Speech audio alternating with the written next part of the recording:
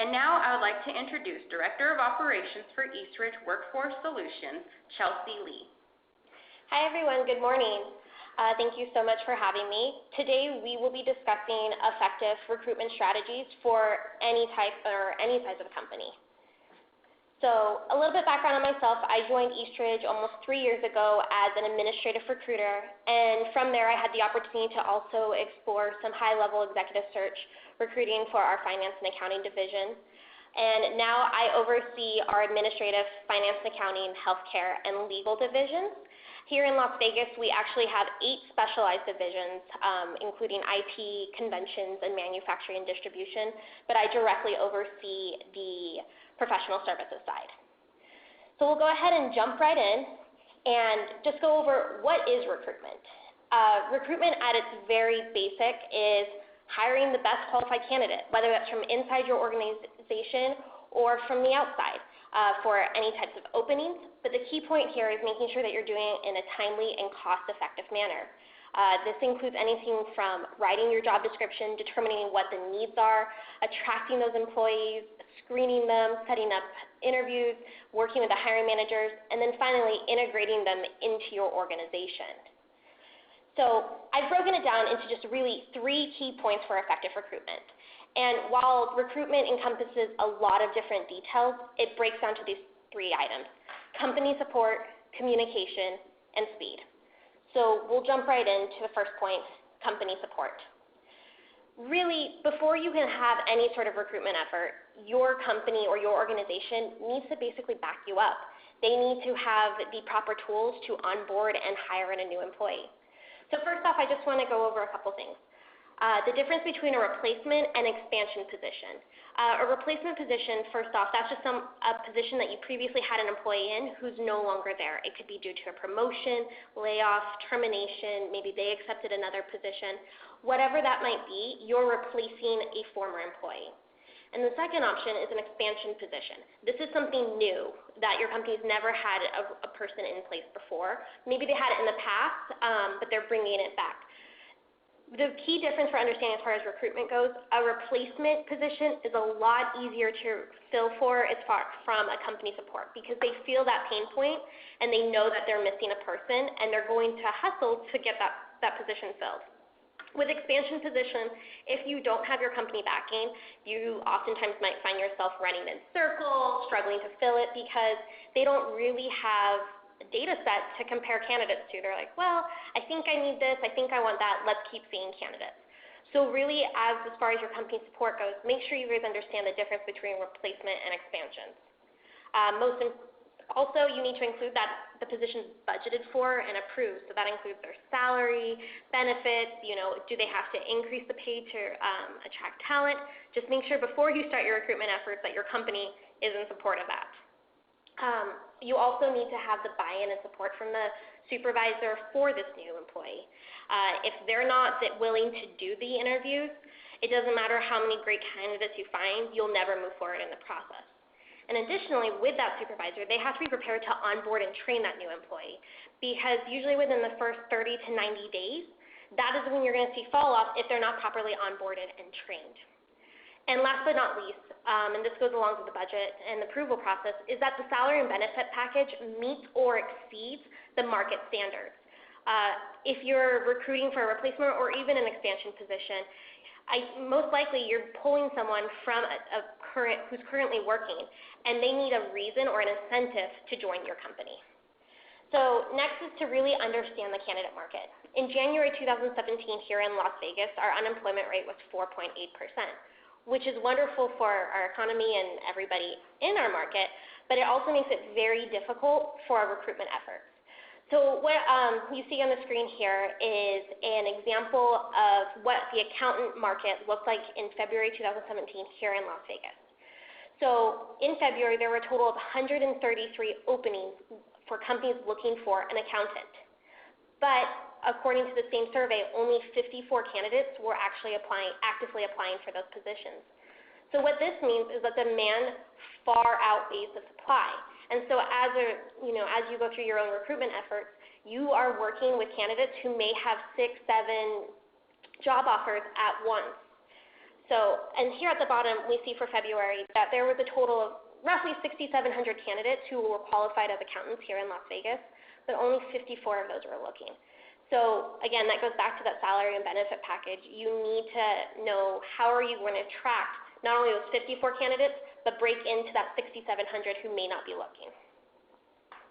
And the last thing to understand as far as the candidate market goes is why they're leaving. It could be based off of compensation and benefits. I mean, that's why most people go to work is for their paycheck. You know, they do stay for company, culture, employee engagement, those types of things.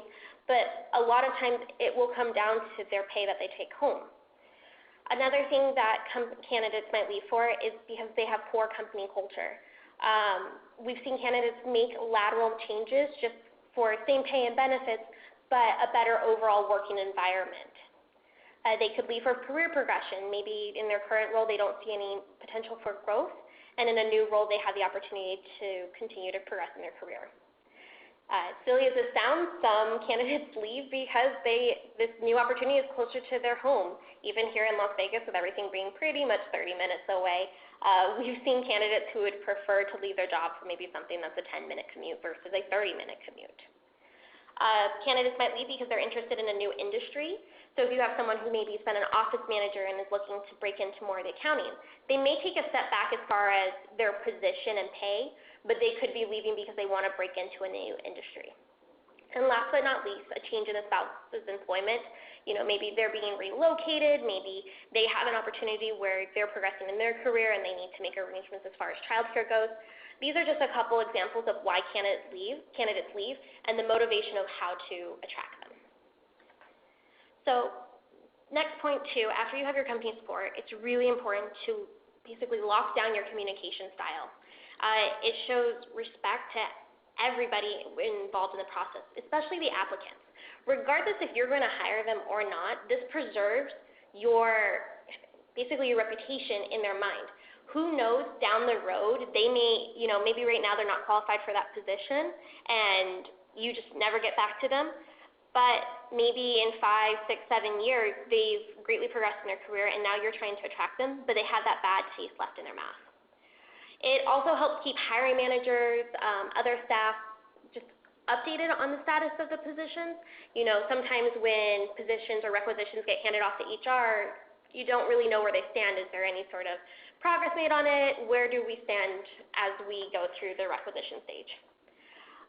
It also protects you against any false accusations or legal repercussions if a candidate misinterprets your communication. So just from a legal side, always make sure that you're having clear communication throughout your recruitment process. And the biggest thing for me, at least as a recruiter, is it eliminates excessive phone calls and leaving messages and phone tags. If you've done any type of recruitment before, I'm sure you're familiar with a candidate who maybe isn't qualified, but they have no problem leaving you 20 messages every single day. Having that clear communication will, one, free up your voicemail inbox, but it will also help you eliminate your need to follow up and call back down the road. I recommend that you track all your related activity as far as communication goes. You might be working on multiple requisitions or multiple positions at once, so this will help you just really keep everything organized. But for us, especially here at Eastridge, most importantly, this holds up your integrity and one of our core values as well as communication. So, you want to operate under integrity and transparency. So, types of communication range. I'm not going to go through the entire list, but confirming that you received their resume, if you have any questions. If a candidate has questions, responding to them, letting them know the status, times of interviews, requesting dates for interviews. But it's also following up with your hiring managers, making sure that they give you review and feedback, go over the evaluations. And then finally, I think this is the most important type of communication, is letting the candidates know if they're no longer in the running for an opportunity. As now more and more job applications are being moved to an online portal, candidates feel that if they apply online, it's going into a big black hole and they'll never hear back. And so because of that, candidates tend to flood their resumes into every opportunity they see, hoping something sticks. So if you're not going to move forward with a candidate for whatever reason it might be, just make sure you're communicating with both the candidate and the manager. So 4 steps to improve your communication. just from the very beginning, establish a clear and consistent, timely process for applicants and your hiring managers for your recruitment process. Before you even begin recruiting or posting your job, make sure that you have that outlined with your hiring managers. And then communicating it. So once you have that plan outlined, almost over-communicate, especially with your hiring managers, maybe if you're using an outside agency, and as well as with the candidates, making sure they know exactly what the plan is, what the next steps are. 3, if you can, automate communication when possible. That's more specifically for the mass communication of, you weren't selected for this role, or perhaps if you're doing an open call for like group interviews or a job fair, try to automate that communication. I do think it's important to focus on having that telephone interaction or in-person interaction for your difficult to fill positions or candidates that you're interested in screening, but to kind of get both messages out, if possible, please automate. And then last but not least, track. It's going to save you a lot of work down the road, and that way, once you fill this position and say you have to refill it 3 months down the road, you have some historical data to go after. Final point, speed. In any job market, but I feel especially here in Las Vegas, top talent, they can have 2 to 3 offers the same day of interviewing. So I'm going to use an example with our recruiters that we have in our offices. They can meet a candidate at 9:30 in the morning. They follow up with them 3:30 same day, and they may have already had a job offer from 2 other companies. So the best thing to assume is that your competitors, other companies, are working faster and more efficiently to recruit top talent. So it's vital that your recruiting efforts take speed into consideration. So 6 ways to speed up your recruitment process is utilize your internal network. That could be your past employees, current employees, maybe people in your network. Who knows what else any other employees that they can find. So if you offer maybe a referral bonus program within your company, they can ask family, friends, previous coworkers, and see if they would be a fit for the company. If you have a top performer, maybe reach out to them, see if they have someone from one of their old companies that possibly you could meet with. One of these things that I think is very important, especially to help you with your screening efforts, is to write clear job descriptions for open positions. I can't tell you how many times I see a accountant position, and it reads very much like an office manager position. So when you have a candidate who is an accountant, they may not be interested in your position because it doesn't read as a true accountant. It's reading more as an office manager. So when you do that, make sure that your titles and your job descriptions match up to the opportunity. Be clear in what you're looking for. If you're using a job board or a resource that allows you to basically do a pre-screen, I always encourage that. That way you can say the minimum education requirements, if there's any specialty skills or licenses required, making sure that you enter those in as part of your job description and requirements. Number 3 is to be more selective about the candidates you bring in for an interview. I mean, now that it's so simple for a candidate to apply to a job, it's not unlikely that a single job posting could have upwards of 200 candidates apply. You're under no obligation to screen and bring in every single candidate that applies. But when you're going through your screening and setting up maybe first interviews or phone screenings, be selective. Trust your gut. If there's a reason in your head that you think that you shouldn't screen that candidate, don't, because more than likely you are correct in that, and then you wasted your time calling the candidate. Maybe you left a voicemail for them. Maybe you played phone tag 2 or 3 times. You finally bring them in, and all that time spent for a candidate that you're not going to move forward with. Number 4, think ahead and eliminate steps that add time to your hiring process.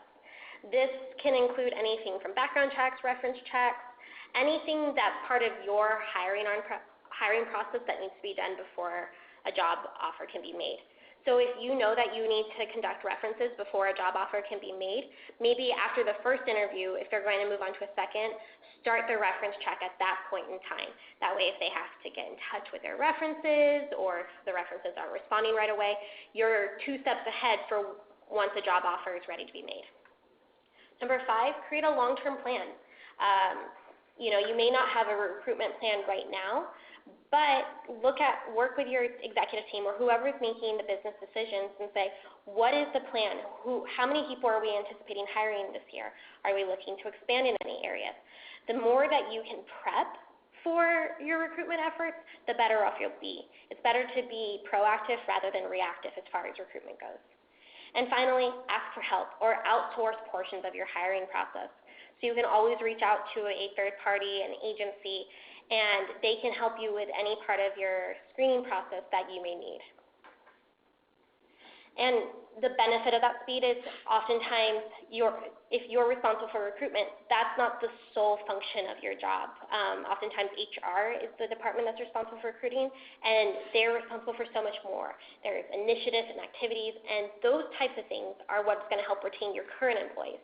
So if all your time is spent recruiting, you're not focusing on your current employees, maybe your compensation, benefits, anything else that HR departments are responsible for. And it's so easy to forget, if you're not in that HR department, that they're responsible for so much more outside of recruitment.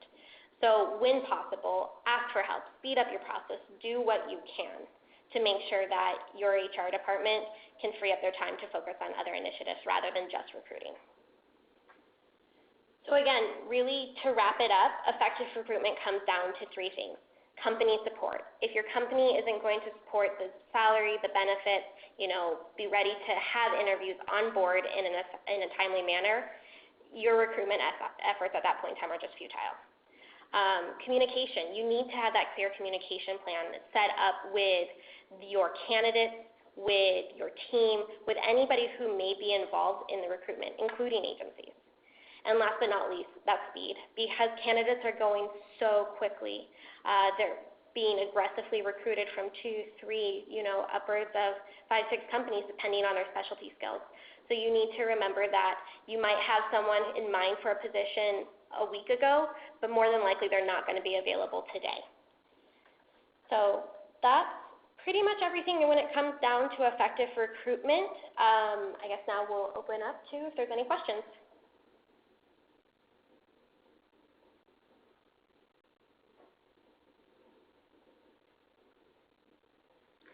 Just a reminder, you guys, this webinar will still be available on the members-only portal as well. Chelsea has provided her email address, so if you do have any additional questions, just go ahead and take down her email address. You could also submit those to her as well.